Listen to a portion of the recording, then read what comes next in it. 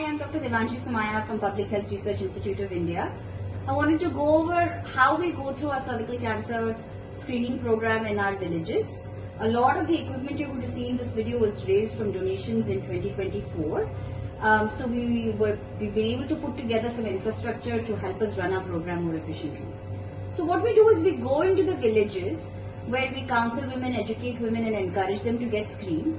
And those women who opt in to get screened, and by the way 80% of the women we speak to with our education and awareness programs do elect to get screened.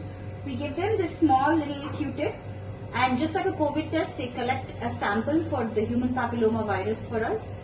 We're able to bring that sample into the lab and use this CG machine here where we run our samples and are able to tell women if they are HPV positive or not.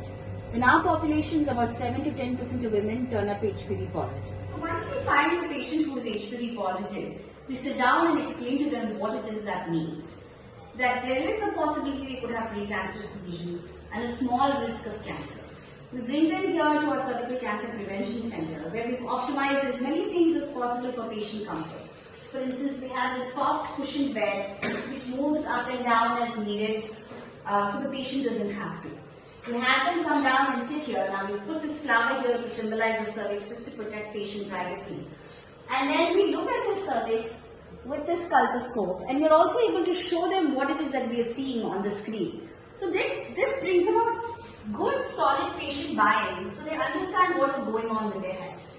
We take biopsies if needed, and then if they meet certain criteria and we're able to treat them, we treat them right away.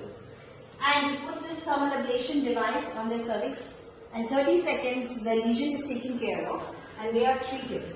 We're able to treat 90% of the patients we bring in here with the thermal ablation device.